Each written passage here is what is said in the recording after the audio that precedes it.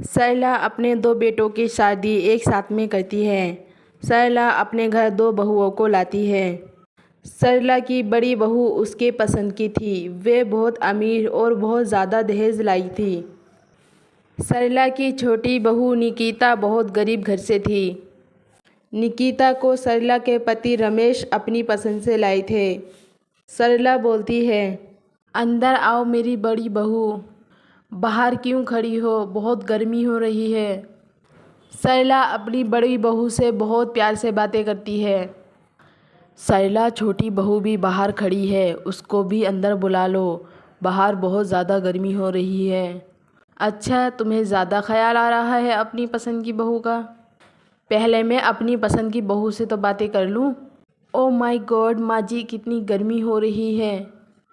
ये जितना भी सामान मैं अपने घर से लाई हूँ इसको मेरे कमरे में रखवा दो। और हाँ माँ जी, मैं एसी जो लाई हूँ वो मेरे कमरे में लगवा देना जल्दी। मुझसे यहाँ गर्मी की बर्दाश्त नहीं हो रही, फिर मैं एसी की हवा खाऊंगी। हाँ हाँ जूही बहू, अभी मैं तेरे कमरे में एसी लगवाती हूँ। देखो तो मेरी बहू को कितनी गर्मी लग रही है, गर्मी की बर्दाश्त भी नहीं हो रही।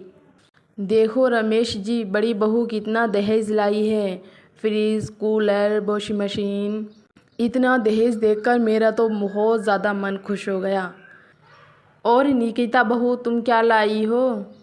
या ऐसे ही तुम्हारे बाप ने खाली हाथ भेज दिया? अरे सरला, तुम इससे क्या पूछ रही हो? तुम्हें तो मालूम है निकिता के पापा मेरे बहुत अच्छे दोस्त हैं। और मुझे लड़की अच्छी और संस्कारी चाहिए थी, मुझे दहेज नहीं चाहिए। मैंने साफ इनकार कर दिया था, इसलिए शायद उन्होंने कुछ नहीं दिया और हमें तो खाली लड़की ही चाहिए। पता नहीं तुम्हारे दिमाग पे ये भूत कैसे चल रहा है कि दहेज दहेज मांगती रहती हो। हाँ, इसके बाप इसे दहेज कहाँ से देते, उनके पास तो खुद ही पैसे नहीं। इतना तो होना चाहिए था, अपनी बेटी को थोड़ा सामान तो दे ही देते। इतनी गर्मी हो रही है, फ्रिज कूलर ही दे देते। सरला बस करो, मैं और कुछ नहीं सुन सकता अपनी बहू के खिलाफ। जाओ तुम अपनी लाडली बहू के नखरे उठाओ, देख लेना एक दिन तुम्हारी खिदमत यही बहू करेगी। जितना तुम्हें अपनी बड़ी बहू पे गुरूर है ना, उसके सामान पे गुरूर है। इतना ही देखना, वो तुम्हें अपने पास नहीं रखेगी। तुम्हारी इन बातों से वो और तुम्हारे सर पे चढ़ जाएगी, देख लेना, तुम्हें बहुत ज़्यादा परेशान करेगी। फिर थोड़ी देर बाद निकिता बोलती है, ये रहा मेरा दहेज माँ जी, ये मेरे बाबूजी ने अपने ही बाग से लाके दिए हैं। और ये जितने भी फल हैं वो हमारे ही खेतों के हैं। इतनी गर्मी हो रही है, उसमें ये ताज़ा फल बहुत ज़्यादा आराम देंगे। माँ जी और बाबूजी, आप बैठ जाओ, मैं आपके लिए जूस बना के लाती हूँ। अरे वाह बहू, ये तो बहुत सारा सामान है, तरबूज हैं, आम हैं और कितने ज़्यादा फल हैं। तुम्हारे बाबूजी ने तो बहुत अच्छा करा। इतना आराम तो एसियों में नहीं मिलेगा, जितना इनको खाने पीने से हमें गर्मी नहीं लगेगी। निकिता और रमेश की ये बातें सुनकर सरला जल भून जाती है और मुंह बनाकर वहाँ से चली जाती है।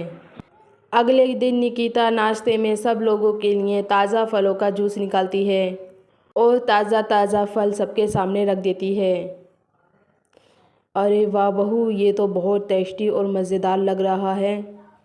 रमेश की ये बात सुनकर सरला बोलती है, तुम्हारी पसंद की बहू क्या आ गई, तुम तो छोटी छोटी बातों पे उसकी तारीफ़ करने लगते हो। नाश्ता इतना अच्छा भी नहीं बनाया, इससे अच्छा तो हम होटल से मंगा लेते और वो पेट भर के कर लेते। ये न जाने क्या अवाल बवाल भर रखा है इसने। सरला की ये बात सुनकर नितिका कुछ नहीं बोलती। निकिता और ज़्यादा खुश हो जाती है क्योंकि वो समझ जाती है उसका नाश्ता सब लोगों को बहुत पसंद आया है। निकिता का बना हुआ नाश्ता सब खत्म हो जाता है, यहाँ तक कि निकिता को भी नहीं मिल पाता। कोई बात नहीं माँ जी और जेठानी जी, तुम तारीफ़ भला ना करो मेरी, मैं इसकी वजह से खुश हूँ। मेरा नाश्ता सब लोगों को पसंद आया है और मैंने जितना भी नाश्ता बनाया था वो सारा ख़त्म हो गया है। अगर पसंद ना होता तो मेरा नाश्ता बना हुआ ख़त्म ना होता। निकिता जितना भी खाना और नाश्ता बनाती थी सब लोगों को बहुत पसंद आता था, पर सरला और जूही उसकी तारीफ़ नहीं करती थी, बल्कि उसके खाने में कमियां निकालती थीं। कभी कभी तो निकिता उन दोनों को चोरी चुपके खाना खाते हुए देख लेती थी, पर निकिता उनको टोकती नहीं थी और ऐसा देखकर वो बहुत खुश हो जाती है और वो यही सोचती है एक दिन मैं इन सब लोगों का दिल जीत ही लूँगी। ऐसे ही कुछ दिनों बाद सरला की बहुत ज़्यादा तबीयत खराब हो जाती है। सरला की देखभाल निकिता करती है। सरला की बड़ी बहू जूही उसके पास भी नहीं आती थी। जूही पूरा पूरा दिन अपने ही कमरे में रहती थी और एसी के नीचे सोती रहती थी। फिर सरला को अपनी गलती पे एहसास हो जाता है। सरला की जितनी भी खिदमत करती थी वो निकिता ही करती थी। बहू मुझे माफ़ कर दे, मैंने तुझे कितना गलत समझा और रमेश ने बहुत अच्छा करा जो तुझे अपनी घर की बहू बना लिया। अगर मैं अपनी दोनों बहुएं अपने पसंद की लाती तो ये सारी खिदमत मेरा कौन करता। रमेश जी सही कहते हैं, हर जगह पैसा नहीं चलता। मैं जूही बहू से कुछ बोलती हूँ वो मुझे उल्टा ही जवाब देती है। और हाँ बहू, तू खाना बहुत अच्छा बनाती है। मुझे तुझसे नफ़रत थी इसलिए मैं तेरी तारीफ़ नहीं कर सकी जूही, और मुझको बहुत अच्छा लगता तेरा खाना। हम दोनों सास बहुएं किचन में जाकर वो रखा हुआ खाना खा लेते थे और घर में किसी को नहीं पता चलता था। अरे माँ जी कोई बात नहीं, मैंने तुम्हें भी खाना खाते हुए देखा है, पर मैंने तुमसे इस बारे में कभी बात नहीं करी। अगर तुम्हें इतना ही खाना अच्छा लगता है तो आज से खाना मैं ही बना के खिलाऊंगी और जो तुम्हें पसंद हो वही बना के दूंगी।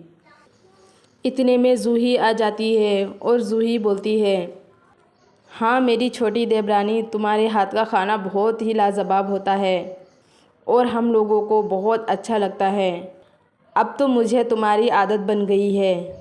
जब तक मैं तुम्हारे हाथ का खाना नहीं खाती और तुम्हें कुछ उल्टी सीधी नहीं सुनाती तब तक मेरा पूरा दिन बेकार ही जाता है। और मुझे माफ़ भी कर देना, मैंने तुम्हारे साथ बहुत बुरा बर्ताव किया है।